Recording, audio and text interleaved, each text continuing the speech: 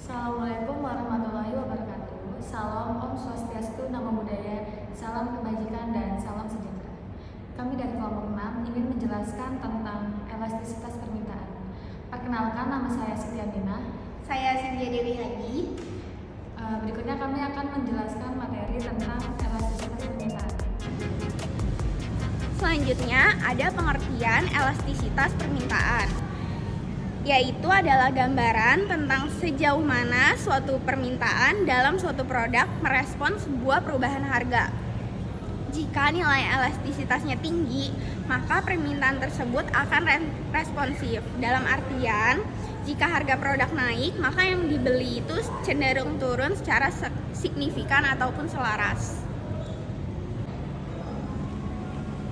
Halo, aku mau menjelaskan faktor apa aja sih yang mempengaruhi elastisitas permintaan. Yang pertama itu ada banyaknya jumlah barang pengganti. Dan yang kedua ada jangka waktu permintaan. Yang ketiga ada persentase besarnya pendapatan. Nah, selanjutnya ada jenis elastisitas permintaan. Yang pertama itu ada elastis. Jika hasil E lebih dari 1, harga naik dan permintaan turun, dan juga sebaliknya. Semua itu terjadi secara signifikan. Lalu yang kedua ada elastisitas, inelastisitas. Jika hasil E kurang dari 1, maka harga itu berdampak kecil. Atau kuantiti permintaan, contoh permintaan beras karena memang itu kebutuhan wajib. Yang ketiga ada elastisitas uniter, yaitu hasilnya sama dengan 1, di mana harga sama dengan permintaan. Contohnya itu ada alat elektronik seperti TV, kulkas, dan juga laptop. Yang keempat ada elastisitas sempurna, perubahan harga pada produk yang sangat peka terhadap perubahan. Contohnya itu ada harga BBM, di mana hasil E sama dengan infinite. Yang kelima ada inelastisitas sempurna, di mana hasil E-nya itu sama dengan 0. Contohnya itu adalah obat-obatan di rumah sakit, di mana perubahan harga tidak mempengaruhi sama sekali. Baik, di sini saya akan memberi contoh tentang koefisien sensitivitas penawaran. Di sini ada rumus tersebut, yaitu IS atau fleksibilitas pasokan. Rumusnya yaitu delta Q dibagi delta P dikali P bagi Q. Nah, untuk keterangannya ini, delta Q itu adalah perbedaan kuantitas produk atau produksi. Delta P itu perbedaan harga keluaran. P itu harga pasar atau price-nya, dan Q kuantitas produksi dasar atau quantity. Sedangkan IS itu fleksibilitas pasokan. Di sini ada contoh soal, yaitu P1 dan P2, Q1 dan Q2. P1 yaitu sebesar Rp500, P2 sebesar Rp300. Sedangkan Q1 yaitu 40 unit dan Q2 sebesar 30 unit.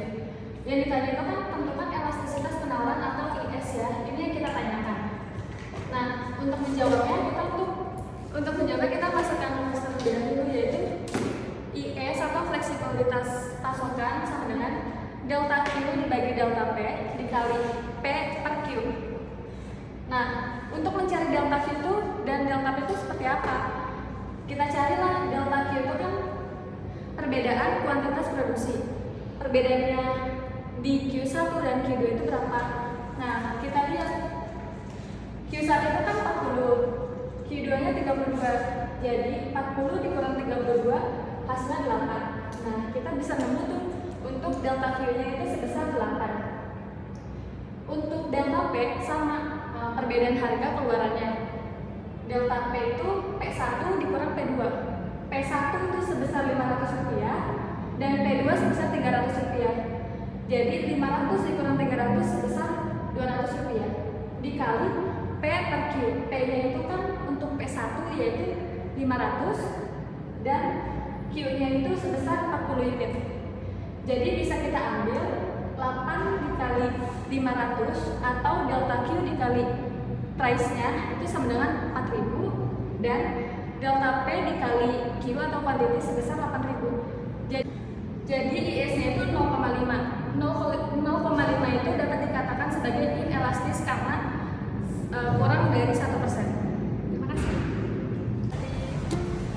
Jadi dapat kita simpulkan bahwa analisis sensitivitas atau elastisitas produk sangat penting dalam perusahaan untuk memahami perilaku pasar dan mengambil keputusan yang lebih baik dalam strategi pemasaran dan